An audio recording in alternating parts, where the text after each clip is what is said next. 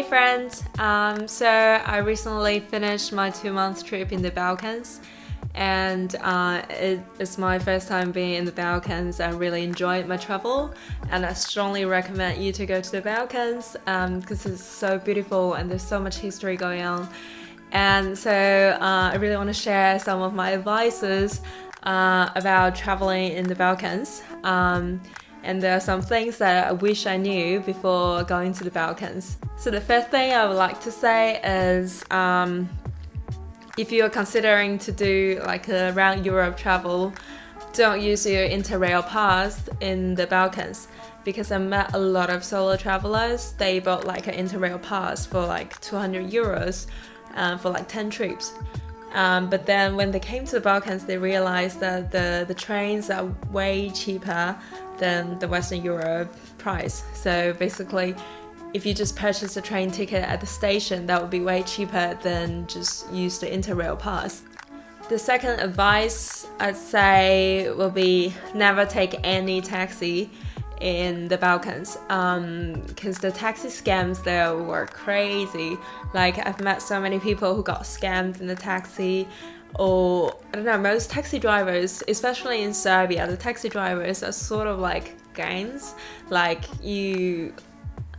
Basically it's not even a scam, it's kind of like a robbery. So sometimes ask you for like 40 euros or 50 euros for like a really short ride. If you were on your own, it would be hard to get out of the situation. So most people chose to pay even though they knew that it was a scam.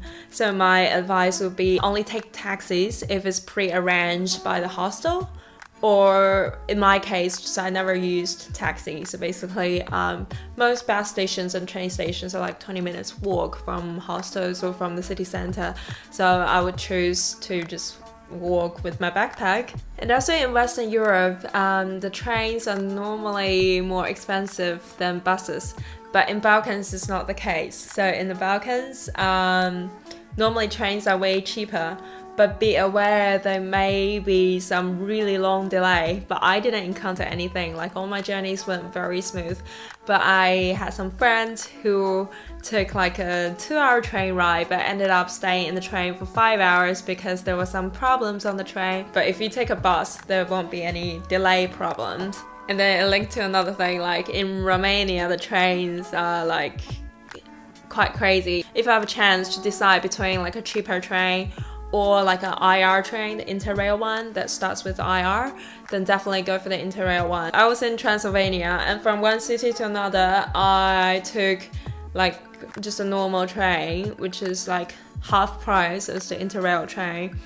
And so I got this ticket at the station, and when I went onto the platform, I realized there were so many people, like so many. As the train approached the station, everybody was like rushing into the train. It was like crazy.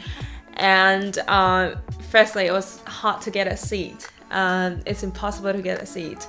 And I definitely think the railway station sold out more tickets than the seat number.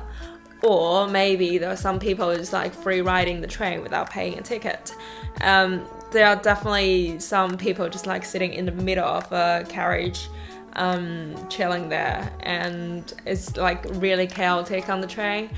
And honestly, that train ride was only 4 euros. I could have just paid for 8 euros for an Interrail train. It saved me like an hour, but I didn't know that. And another advice would be, don't be afraid of taking public transport in the Balkans. When I searched online, I couldn't find any information about, transportation or buses, timetable, price. There was like really limited information. But I just basically went there. And once you got into the city, you realize that the public transportation, even though it's not very good, will still be able to get you anywhere you want to go. And the trickiest country I find is Serbia. Like the transportation going into Belgrade and out of Belgrade to Bulgaria is quite tricky.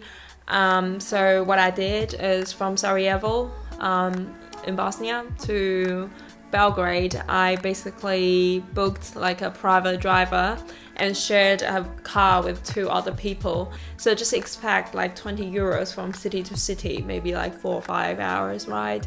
And I haven't encountered any border scams, but I've heard of other people who went through the Serbian border and got scammed. So basically the people working at the border and the driver, they might have some corruption thing going on, and the driver will ask you for like a documentation that didn't exist at all, and then they'll ask you to pay like 50 euros extra for that documentation.